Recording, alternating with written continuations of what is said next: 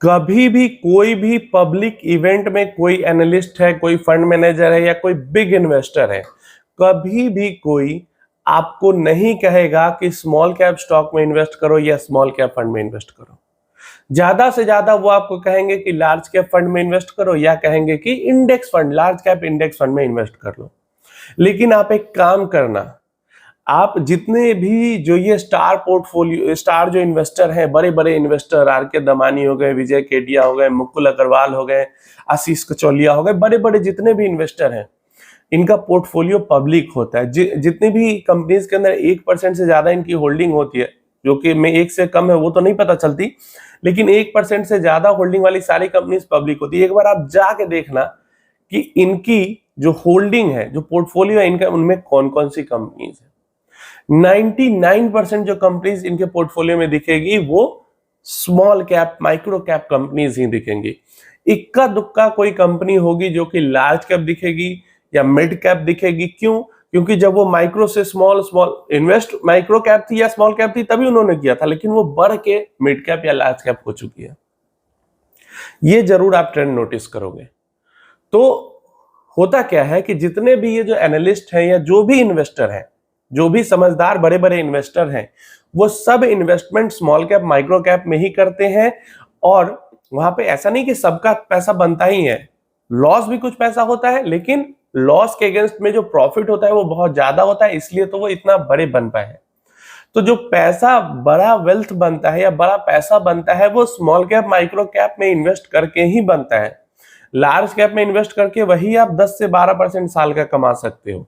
असली वेल्थ, असली पैसा, चाहे आप म्यूचुअल फंड के थ्रू इन्वेस्ट करो या डायरेक्ट स्टॉक में इन्वेस्ट करो। डायरेक्ट स्टॉक्स में इन्वेस्ट करने पे थोड़ा ज्यादा बनता है, अच्छे से हो गया इन्वेस्टमेंट तो। और स्मॉल कैप में स्टॉक मार्केट डायरेक्ट स्टॉक से थोड़ा कम बनेगा, स्मॉल कैप इन्वेस्टिंग में, माइक्रो कैप इन्वेस्टिंग में, म्यूचुअल फंड में। लेकिन लार्ज कैप से बहुत ज्यादा पैसा बनता है।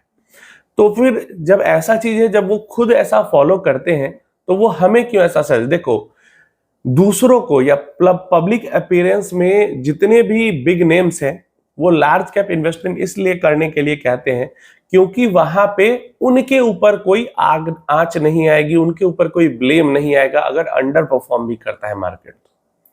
क्योंकि अगर वो कह रहे हैं आपको कि निफ्टी 50 इंडेक्स फंड में इन्वेस्ट कर लो, वो कह रहे हैं लार्ज कैप में इन्वेस्ट कर दो, मतलब टॉप 100 कंपनीज में इन्वेस्ट गई, वो कह रहे हैं सेंसेक्स इंडेक्स फंड में इन्वेस्ट कर लो।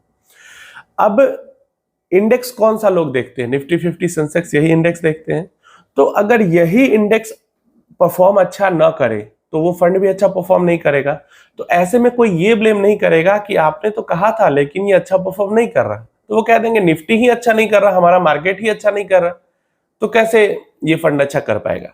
तो ऐसे में उनके ऊपर कोई ब्लेम नहीं आएगा। लेकिन वो कह देंगे कि स्मॉल कैप फंड में इन्वेस्ट कर लो और निफ्टी 50 तो अच्छा कर, 6 महीने, किसी 6 महीने के टाइम पीरियड में निफ्टी 50 अच्छा करेगी, लेकिन स्मॉल कैप अंडर परफॉर्म कर जाएगा, तो उनके ऊपर ब्लेम आने लगेगा कि आपने कहा था लेकिन रिटर्न नहीं मिल रहा है।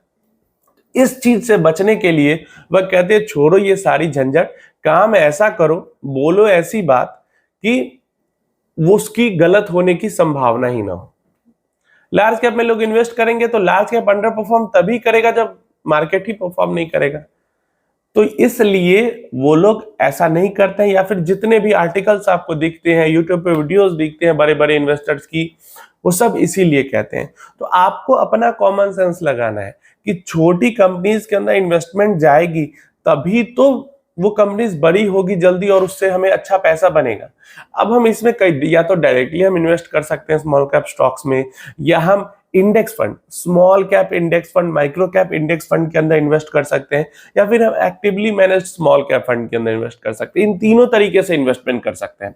इंडेक्स फंड के अंदर भी अगर हमें करना है तो हमारे पास लार्ज कैप के अलावा मिड कैप इंडेक्स भी इन्वेस्ट करने के लिए, स्मॉल कैप इंडेक्स भी इन्वेस्ट करने के लिए, माइक्रो कैप इंडेक्स भी इन्वेस्ट करने के लिए। लेकिन हम इन इंडेक्सेस की तरफ आते ही नहीं है, जो कि बड़ी गलती है। जहां हम साल का 10-12% लार्ज कैप में कमा सकते हैं, वहीं हम साल का 15-20% भी कमा सकते हैं स्मॉल माइक्रो कैप में आके। बस थोड़ी सी वॉलेटिलिटी ज्यादा होगी। और मैंने कई सारे वीडियोस में डाटा प्रोड्यूस करके आपको दिखाया है कि कैसे लॉन्ग टर्म में हो सकता है, अभी तो शॉर्ट टर्म में भी बीट कर रही है, लेकिन हो सकता है कई टाइम पीरियड में, 6 महीना, 1 साल, 2 साल के टाइम पीरियड में स्मॉल कैप या माइक्रो कैप अंडर परफॉर्म करे, लेकिन जब 5, 8, 10, 12 साल हम देखते हैं, बड़ा टाइम पीरियड, तो मेजॉरिटी ऑफ द टाइम जो small cap micro cap funds हैं या इंडेक्सेस हैं या स्टॉक्स हैं, वो लार्ज कैप को अच्छे मार्जिन से बीट करती है। तो अगर हम डायरेक्ट एनालिसिस करके इन्वेस्टमेंट कर सकते हैं तो डायरेक्टली कर सकते हैं, नहीं कर सकते तो फंड मैनेजर पे थोड़ी सी डिपेंडेंसी दिखा सकते हैं, क्योंकि माइक्रो कैप फंड है या स्मॉल कैप फंड है तो वहां पे तो भाई रेगुलेशन ही है, फंड मैनेजर को तो डालना ही पड़ेगा स्मॉल माइक्रो में इन्वेस्टमेंट। तो इसलिए थोड़ा सा ये कॉमन सेंस लगाएं और सुने लोगों की बातें, लेकिन अपना भी, जैसे कोई कुछ कह रहा है तो उसके अंदर थोड़ा सा अपना दिमाग लगाए कि वो क्यों कह रहा है, किस लिए कह रहा है, सही है गलत है, मेरा पैसा अच्छा कैसे में बनेगा। अब आरबीआई के गवर्नर साहब कह रहे हैं कि बैंक में तो पैसा ही नहीं हो रहा है, बैंक से सारा पैसा स्टॉक मार्केट में जा रहा है, तो क्या हम बैंक की खुशी के लिए या गवर्नर साहब की खुशी के लिए स्टॉक मार्केट से निकाल के पैसा बैंक में थोड़ी ना डाल देंगे, एफडी थोड़ी ना करा लेंगे, सेविंग अकाउंट में थोड़ी ना डालेंगे। तो ये चीज थोड़ा आप समझे। दूसरे लोग जितना भी कुछ भी कह रहे हैं, सबको एनालाइज करके अपना कॉमन सेंस यूज करेंगे तभी आप अच्छा पैसा मार्केट से बना पाएंगे। नहीं तो नॉर्मल जो लोग 10% 12% पे घूमते रहते हैं, उतना ही पैसा आपका बनेगा। तो थोड़ी सी वॉलेटिलिटी को बर्दाश्त करने की क्षमता बढ़ाएं और अच्छा रिटर्न कमाएं।